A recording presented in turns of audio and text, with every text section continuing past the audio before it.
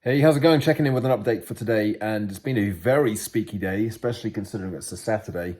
I've just got back to the gym, so COVID on the way out, hopefully, though I'm still taking it easy. But I feel like I needed to move around a little bit more, having spent the majority of the day just sitting down on a Zoom call, because it was the PSA London Speaker Booker Day, and the premise of the day, the order of the day, was to get a number of people who book speakers. They had someone from Vistage, which is actually an organization I really would like to get in front of and do more speaking for. Basically, they are an organization or a membership for chief execs, I think MDs as well, but mainly chief execs, and they organize various speakers. I think I've mentioned this before. It's very kind of it's a nominal payment, but you're getting put in front of the decision makers, people who are going back to their companies and organizations and making decisions about whether or not to bring you in to do other work. So I know that it's a really good opportunity. They had someone who booked speakers for Vistage. They had someone who books a lot of speakers and trainers for Cisco as well, which is another organization actually I've sort of tried to get involved with in the past, off the back of some work I did at an event in Reading a couple of years ago. In fact, just over 2 years ago. And nothing came of it in the end. I think partly because of just the nature of communications. It's back in the time where I was getting really frustrated with lots of conversations taking forever people to get back to me, and then COVID hit, so that never happened. But maybe there could be some opportunities there. It's not for me to then go out to the speaker bookers and say, "Hey, what did you think?" Basically, they were there to give us feedback, and if they think that there could be an opportunity or they want to find out more, then they get in touch with us. And there were, I think, 12 speakers, all of us very different, and it was just a really, really good day. There was also somebody there from the National Sales Conference who books speakers for that. And again, I don't think they always pay speakers, but you're in front of a really, really key audience there of lots and lots of organizations who then go on to book speakers and training for other things. So anyway, and then there were a couple of other speaker bookers in the audience as well. So we were getting feedback from everybody. It was really, really useful. The talk I chose to give, it's only 6 minutes. We only had 6 minutes. There's about 5 minutes of feedback after each of us. And I was on in the afternoon. I was actually quite nervous. I did one around habit building, and I changed a lot of things around at the very last minute. I've spoken a lot this week about how I've been spending some time playing around with it and changing it. And do I rewrite it? Do I keep it the same? I kind of kept it largely the same, but I changed the title. Initially, the title was Idea and Intention to Implementation and Impact. And I kind of thought, well, that is what it is. But I changed it in the end to, literally just yesterday, to I know what to do, but I just don't do it. And that was definitely the right move, because it really encapsulated the talk. It was the first question that I asked in the talk, and I got some really good feedback from it as well. In fact, one of the pieces of feedback that I'm really focusing in on, the positive feedback, was that I came across as being very authoritative, whatever.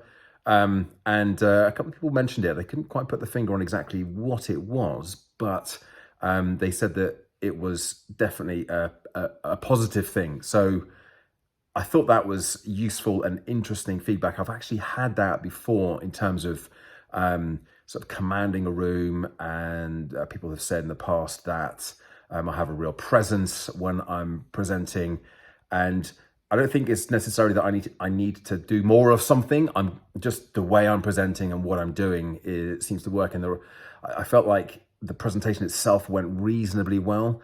I'm not at my most comfortable with short 6-minute presentations, especially when it wasn't scripted, but I did have a script and I had lots of notes.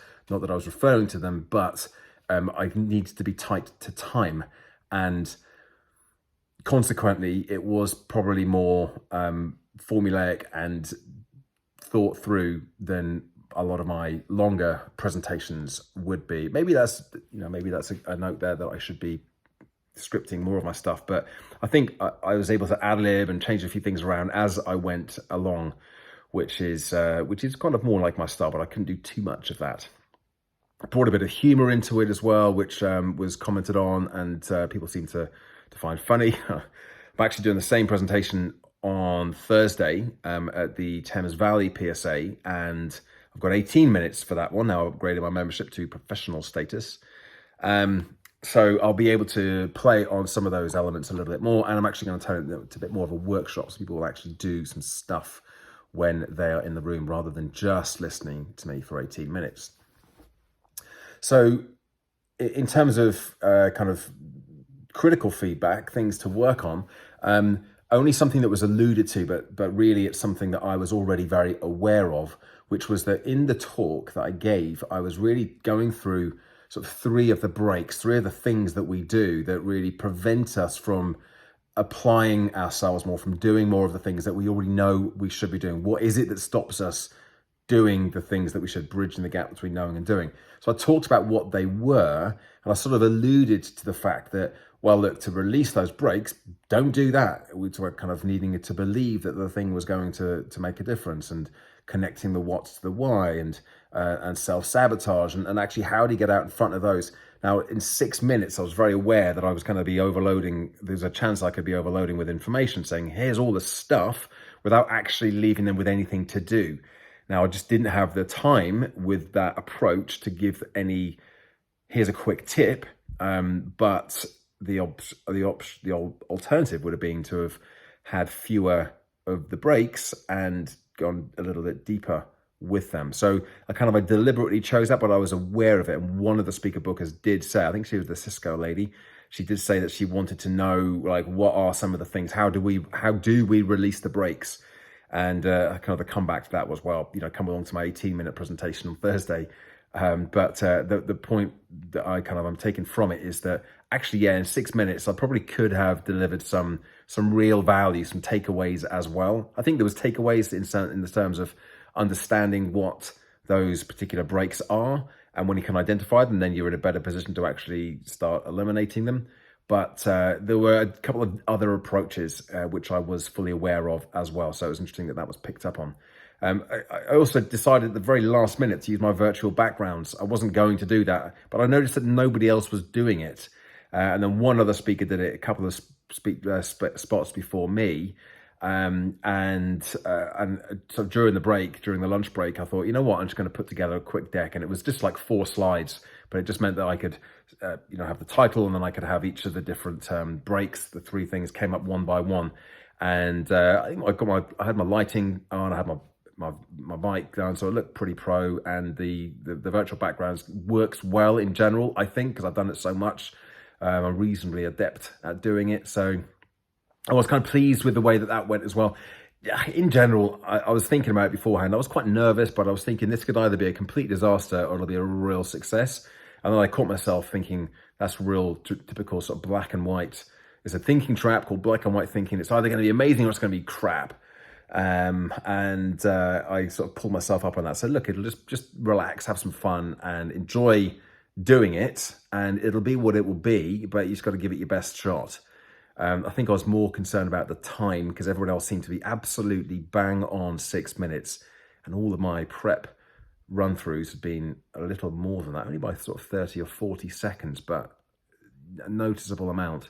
So I think it might have come in close to it, but that was one of the things that was on my mind. So yeah, a little bit nervous going into it. So anyway, it was a good use of the day, made some good contacts, and actually another one of the speaker bookers in the audience who wasn't on the panel, he did already reach out to me on LinkedIn just to connect and say that he enjoyed my presentation. He was the one who said about the title, said the title was really good. So who knows? I think over the course of the next week or so, there could be some conversations to be had or not. So I've got a bit of follow-up to do on Monday with some of the other people in the audience as well, and obviously prep up for Thursday, the PSA in Thames Valley, in Reading, which I need to, as I said, expand a little bit more on what I did today. I think that's probably the longest check-in video I've done in a long time. If you're still with me, thanks for watching all the way to the end, the bitter end. Thanks for listening. Give it a like, subscribe to the channel, and check back in again tomorrow for another daily update. Bye for now.